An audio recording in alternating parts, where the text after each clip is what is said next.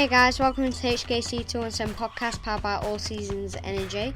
And this episode is sponsored by Helmet City, and we just want to say a massive thanks to them for coming and dropping off my Rafa 11 Carbon Edition. So it's been amazing using that at Whilton Mill, and they're part of the RD Racing support things. Supported riders. Yeah, supported riders. So huge thank you to them. Yeah, massive thanks to them. And for my new helmet, it looks absolutely amazing. And this week's episode, we're going to cover the MotoGP at Silverstone,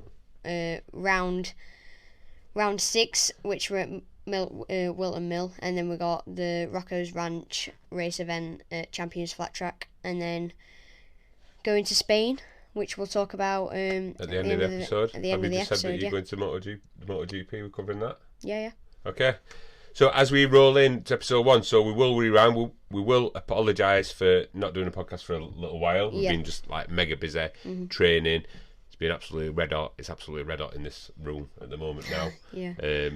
So we will backtrack to going to MotoGP, which we've not really talked about. If you want to head over to Hudson's vlog on YouTube, you can see a wicked little video that we did, that Hudson did over the weekend at MotoGP. So we kind of got invited by the FIM, British Mini Bikes, Ovale, Dorna, for Hudson, who was leading both the 110 and the 160 championship in the British Mini Bikes. He was invited down along with Wilson Dilks to go to the MotoGP with full paddock pass access, VIP, job lot, shebang, which were a pretty amazing weekend. So we went down on the Thursday, is that right? Yeah, I'm sure. Thursday morning. Yeah. Met up with Wilson and Natalie's mum, who were there on that day. Really, really good day. We got a bit of access. Well, you had access to the paddock. Yeah, it was really good. So we had these VIP passes that we got from Dorna, which were amazing. So we walked all the way through the MotoGP paddock. Met pretty much nearly all the riders. Got loads of signatures. If you might be able to see my gloves in the background on my shelf, in the middle.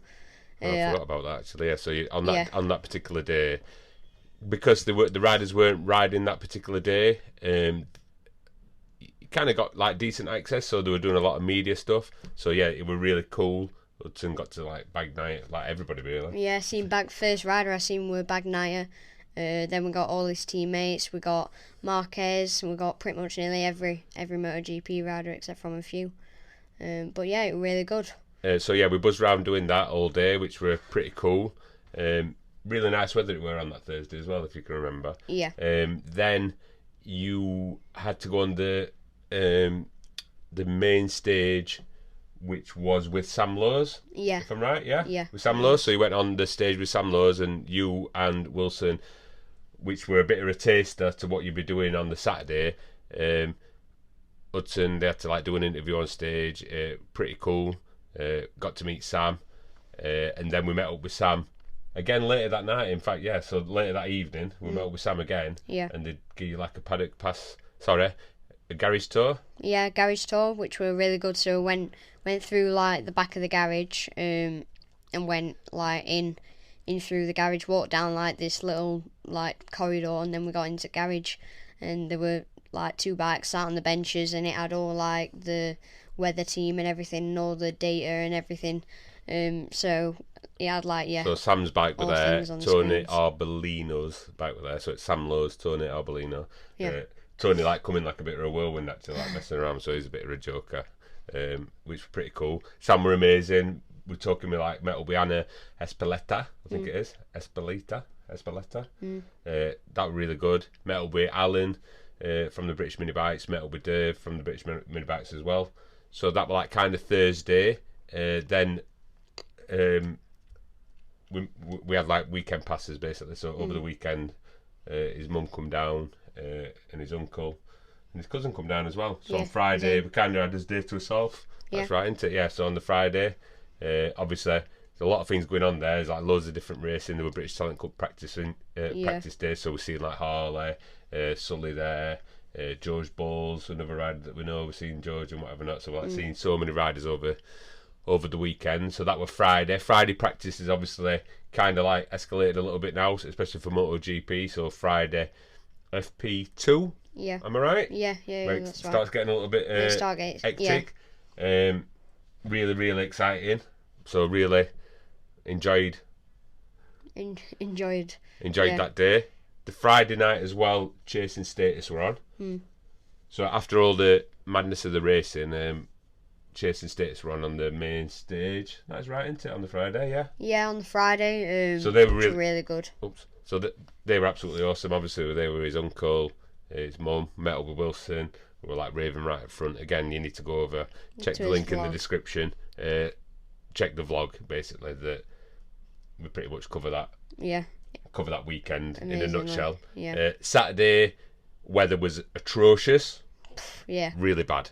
We had to get his dry robes out. All those rocking out in his big dry robes. Yeah, that were pretty cool. We kind of find a good little spot in the wing, where you could go inside on the wing, which were really cool. There were like a play area for like the kids. There were a balcony area. I mean, the weather were bad in the morning, but we kind of like managed to stay out of the rain all day. Massive shout out to Wilson Dilks' dad Pete, who went and claimed a spot inside the wing.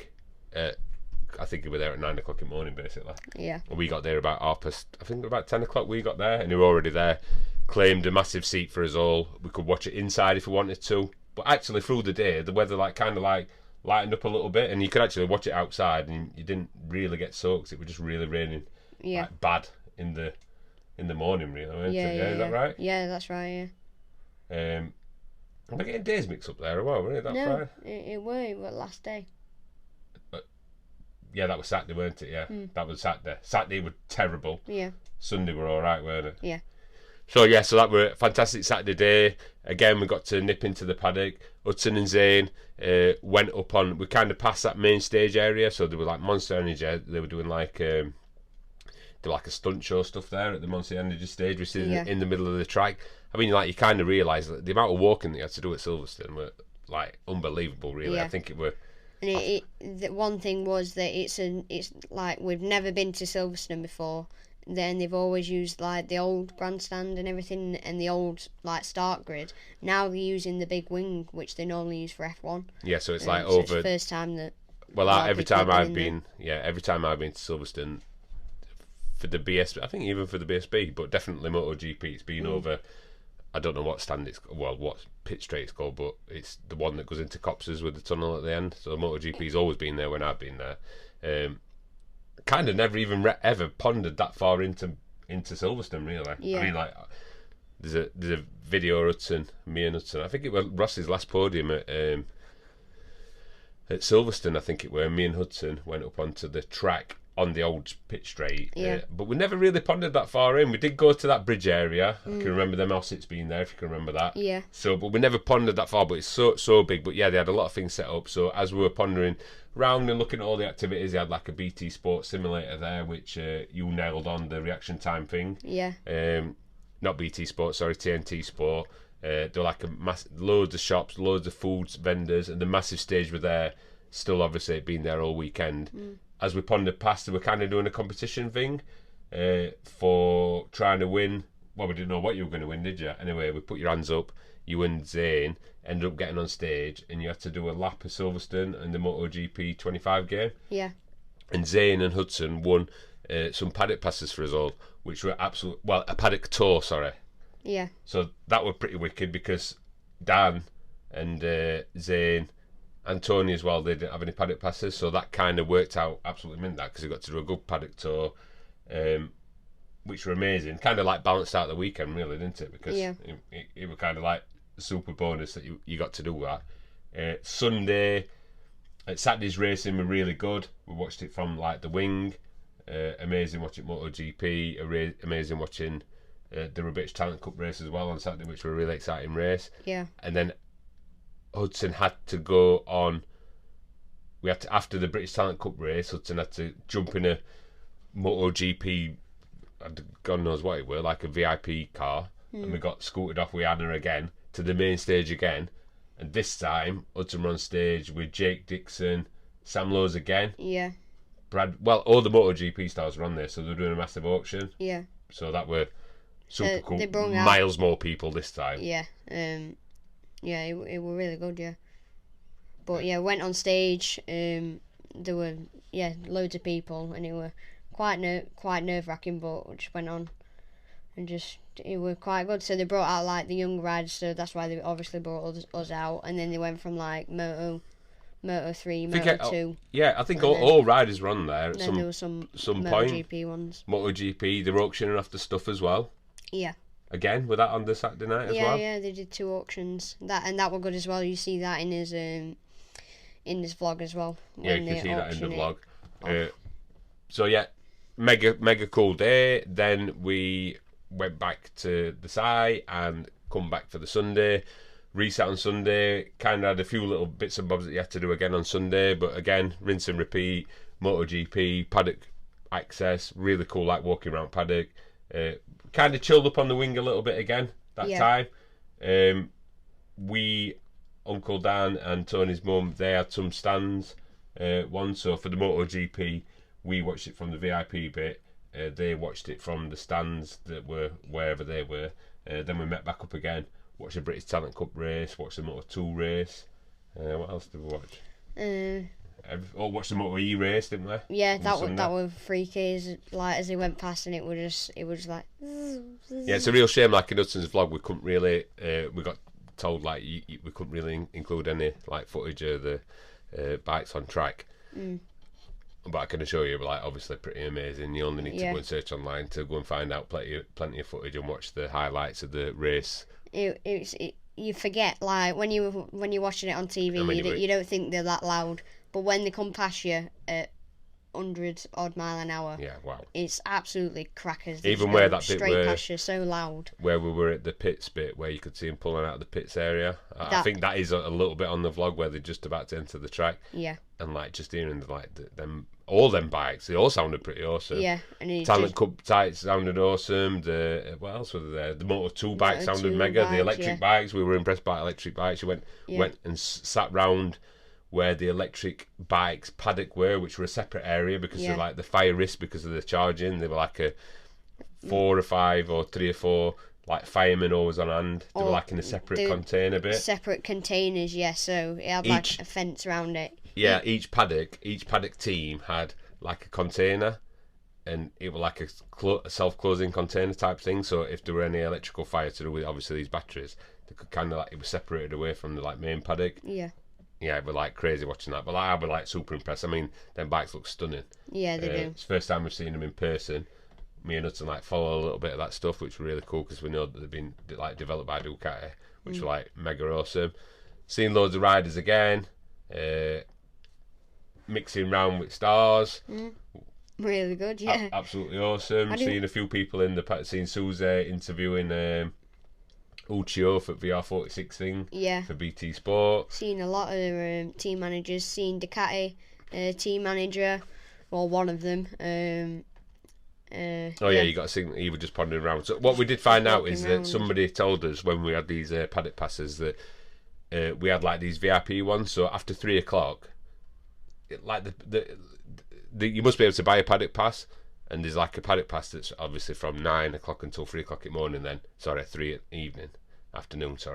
And then after that, they kind of like I think you have to go out, and then you've kind of got like the passes that we had were like normal entry. So soon as that 3 o'clock, every day this happened pretty much, didn't it? Yeah. So after 3 o'clock, like all riders were just like pondering around like normal, just messing around on the scooter. But in the daytime, it were kind of manic in paddock area, weren't it? Yeah, there were a lot of people like chasing riders.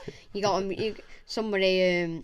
I forgot. He might have been Bezecchi or something, but he were riding down on the back of somebody's on the back of the scooter, so he wouldn't have to stop.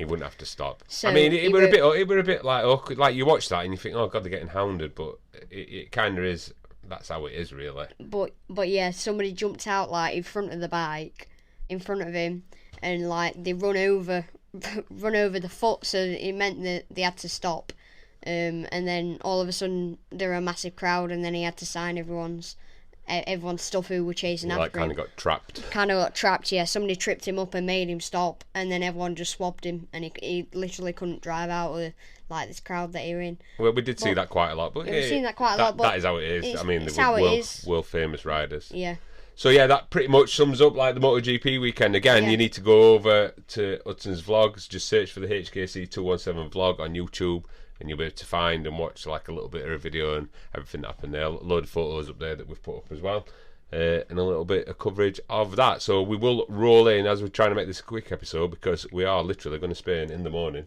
Yeah. And it's absolutely boiling in here. The equipment's just overheated. Yeah. We will roll onto Whilton Mill round 6, which was a few weeks ago. Warmish weekend again, a little mixed weather. Yeah, mixed weather, yeah. Practice day with perfect weather, really nice. You improved on the 110 with a personal best from beating your last year's personal best. You felt comfortable on the 160 versus your previous round, which I believe were... previous round before that would have been Red Lodge, probably, weren't it? Yeah. So you felt really comfortable at 160. Again, sorry, we're rushing through this because we're in a bit of a time schedule here. Rolling into qualifying, went into the 160 qualifying, and unfortunately somebody crashed out with brake fluid on the track, and yourself and Daniel both come round Oblivion, and you both like low-sided off. Yeah. You got a lap in, but the session were red flagged. And you didn't manage to get back out, so you ended up qualifying P6 in that. Bit of a downer, yeah. but that happens. It happens, yeah. In 110 qualifying, we were sure it was going to rain. After a little flash shower before it, so we opted for wets, and unfortunately it didn't rain. So you pushed on, did best that you could. You were only 0.066 from pole with wets on. And I believe that Parker got pole, and they were changing their tyres, if you can remember, in qualifying. Yeah, they were. They were changing their tyres as we went past their owning, and they were just putting ours on, which were literally perfect. So they missed like half of the session, and then probably missed half of the session, and then went back out, but it were beneficial. Yeah, they played a blinder there. Yeah. So you're happy with that? Best you could do. It actually destroyed the set of wets as well. Yeah. So rolling into the sprint race. 160 again. It was such a week. It was a stressful day, like on and off weather type thing. Rain, not rain, rain, not rain. Didn't know if it were going to rain. So in the 160 mini GP race, everybody were on slicks. Started from P6, got up into P4, kept position. With a few battling around you, but hung on to P4 with a group of riders behind you. On lap 9, I will click my fingers now. All of a sudden, it started to rain. And Hudson kind of was like the first rider that come across it. It come across the track from whatever direction to whatever, but it covered the boot section. Yeah, final corner. It hit the boot section first. So I came round the final corner, coming into it, fast, it's dry, coming in, and all of a sudden, as I'm braking and just trail braking into it, the heavens opened, back tyres covered in water and everything. So my back end, waving on the throttle, I was coming into the corner, back end slid right out. My front were like juddering. I managed to save it and didn't eyeside. And then I had a massive wobble and went onto like the bumpy bits on the side of the track. Like at Whilton Mill, there's like a little bit of a runoff on the final corner. So you're not actually allowed to go onto that bit. In part of racing. Yeah, because you get a penalty. You get a penalty for going onto there, but Hudson kind of like recovered the bike. I mean, it were an amazing save, but you didn't have enough area to turn back onto track. So I think like you got the handlebars clipped. So yeah, I came in, and because I couldn't touch any brake. I couldn't touch my rear because I would have high-sided again, or I couldn't touch my front because I would have took my front. So I just turned as much as I can, and I nearly got round. And then, like, my left handlebar just clipped on the thing, and it just spat me off, and I went. It's like it because it's like I think they are foam pads on that bit. It's like with tyres behind it. It's foam with tyres behind it, and then it's got like this waterproof stuff around it. So it's like It's like a waterproof cover. Imagine that. Imagine, some waterproof trousers or something. Like a bouncy castle, isn't Yeah. it? Like a bouncy Yeah, castle like rubber. that. So obviously it gripped on it, and then it just like spat me off. And then after that, it proceeded. I don't know how many riders. Let me just look back at Evans Open on the corner. I had a massive eyesight, recovered it, bumped into the wall. Around this time, another rider had come off, and then multiple riders come off because everybody were on slicked, and then they red flagged the race due to weather conditions. They rolled back the result, and you finished P4. So they rolled back the result before another rider come off before you. Yeah. So they rolled it back like, I don't know if it was a two few laps. Yeah, a few two, laps. 2 or 3 which laps. I think were right call, really. It should have probably been red flag before, but the rain did come. It comes so fast. Yeah. It was spitting. It was spitting and spitting, and then Parker came off, and then went on, and then that's when the Evans opened. Yeah, it were. But yeah. I mean, like Whilton Mill is like notoriously bad, and you either want it properly raining or you don't want it raining. But in between, anywhere in the middle, that's like the worst. So being. kind of like I wouldn't say a panic in between that, but the 160 race was 2 races before the 110 race. So Hudson were a little bit shaken up. I must admit, we went back to the awning. I think you hit your arm. I hurt I got badly winded from my handlebars, and then I hurt my right leg. So we went back up. It was raining at this point. We opted to put on the wets. Then we gave Hudson the decision if he wanted to race in the 110, which it were 100% Hudson's decision. We would have been happy, me and Steve, who obviously Steve helps us out, part of RD Racing. We were absolutely like content, saying you don't have to race this 110 race. If you don't feel 100%, don't race it. We were kind of, if anything, you probably might say that we're encouraging you to not race it. Yeah, I'd say that. But yeah. Well, we wanted to also see if you did want to race it, which you did want to race it. So we put the wets on. You had to start in P2 because that's where you qualified with the wets on before. So you actually kind of wanted it to stay wet and rain there, but this time it were drying and drying and drying. And the gamble on changing to the wets not really paid off because it didn't actually rain. You struggled. The tyres were squirming and squirming all over the place. You couldn't really keep the pace up with Parker. You were sat in P3. Is that right? Yeah, sat in P3. So I believe it would have been Parker, Kirk, and yourself. Yeah. And I mean, like Max. I mean, he were on it. I could see that Max was chasing you down. You weren't really 100% on form lap wise, but I mean, you just had that knock. Max were closing you down. I were telling you Max were closing you down, but it would just coming and coming and coming, and then all of a sudden, on the last lap in the boot section, Max whipped past him, which you were like kind of surprised, weren't you? But like, okay, go on, mate. Yeah, but it were a really good move. Stuffed it up inside. It were clean and nice. Yeah, it were a little bit behind you, probably like 1.2 behind you, but on that last final proper lap, obviously Huston's not got a pit board from when he's passed me, and then it's a checker flag. So Max kind of, I wouldn't say creeped up, but he closed up a lot. It might have been less than 1.2, but you thought you had a decent cushion as such. Yeah. And Max creeped up on boot section. I'm like, he's coming. I'm like, well, we can't do anything here. We're just gonna have to see if he notices that you're behind you. And you didn't really notice he was behind you. Would it have changed results? Maybe not. Maybe not. Cause he had the bit between his teeth, wanting to beat you, which is fair play. Do you know what I mean? Fine. Yeah, well done. Max. So Max got his a P4. So you finished P4 in the open class, P2 in the 110 cups. So that were kind of Saturday, like, right, Saturday's done. Hopefully Sunday's going to be better. New day, massive washout in the morning. So much of a washout that riders were falling like skittles in the morning, Sunday morning.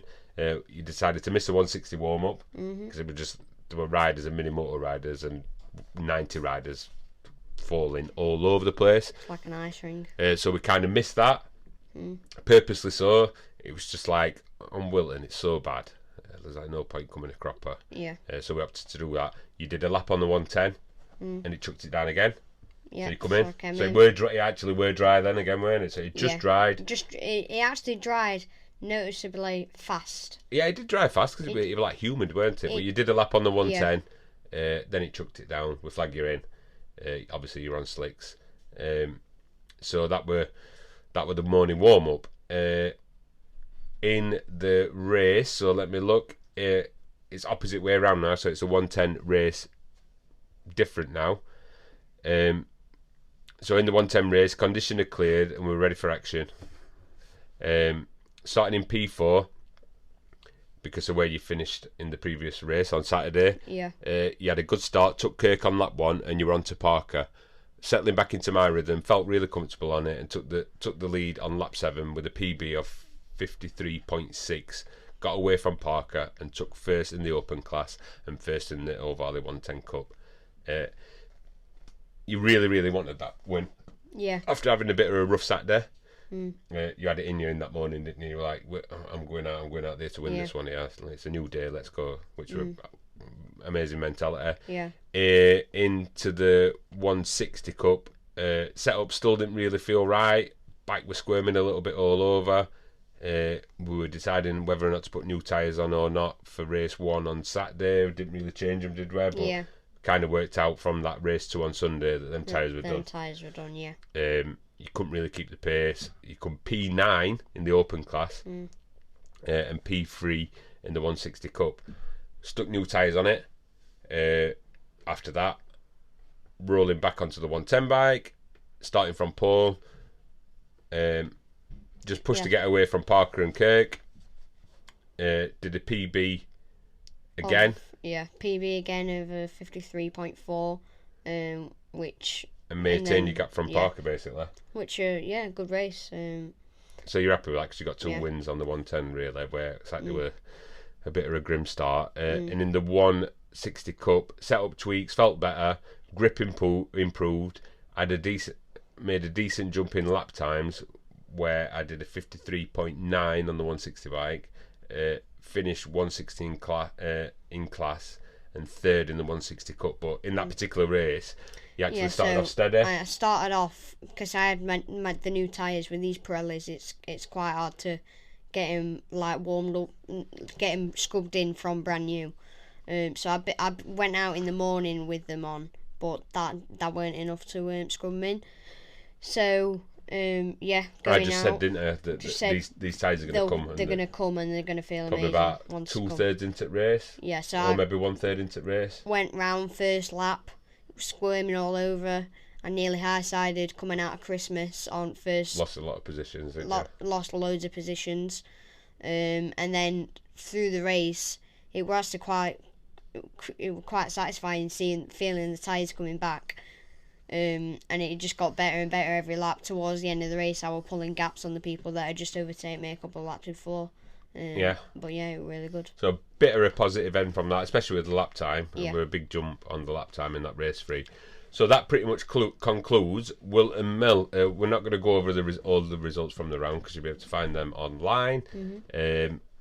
After that, we've been to Rocco's Ranch. We've been to the Rocco's Ranch race event day, which we're down at Champions Flat Track.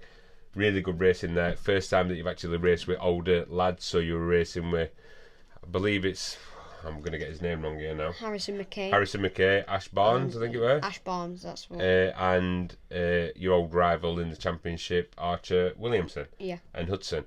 So obviously the other 2 lads, I think they're both in British Talent Cup. Yeah. So the level of racing were like a lot more. We'd already done you were like, not been down there for a while.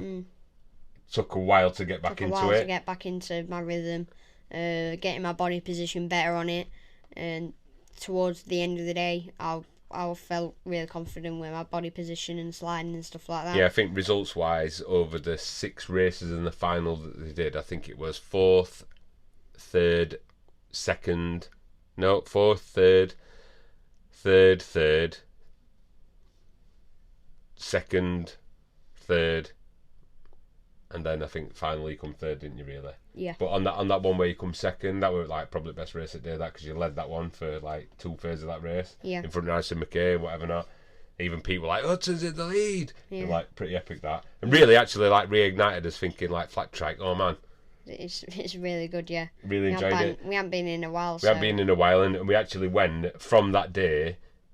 Hudson like said to me, Dad, we need to like come back down and start doing practice nights down here, especially he run about me. So we went on that we went on the Wednesday, I think immediately after. Yeah. Pretty much. And again, Hudson absolutely bang on right. Like, wow, you forget that you're not being here for a while. And Hudson, that Wednesday were absolutely awesome, weren't it? For you? Probably really better good. than that the race day. Again, racing with, I think you were in with pros that one, weren't you? Yeah. So like, I'm not saying Hudson's old enough with pros, but the classes got split up with either like pros. But it rookies weren't based on pros, age. rookies, kids, weren't it? Yeah. Well, pros, rubbish adults, kids. Yeah. So on that Wednesday, and again we're going to probably do it again. Like, really enjoyed it. We come back and actually had the itch back. Like, oh man, really good going down to Champions League. Like, we start to go out and Ossets a lot more again. Yeah. So that was that. Yeah. Yeah, that was that. And then tomorrow we'll go to Spain. Yeah. Really excited for that. We're going to go, what time is it in the morning? We're going at like 3 or 4 in the morning tomorrow. So we're going 3 days training in Spain, which is part of like building up. We've been doing a lot of, like, loads of work over the last 4 weeks probably. Going out, we've been to Lockwell, we've been down to Whilton Mill training. We're rider coach down there. And we're going out there tomorrow for 3 days. Good training, end of season training.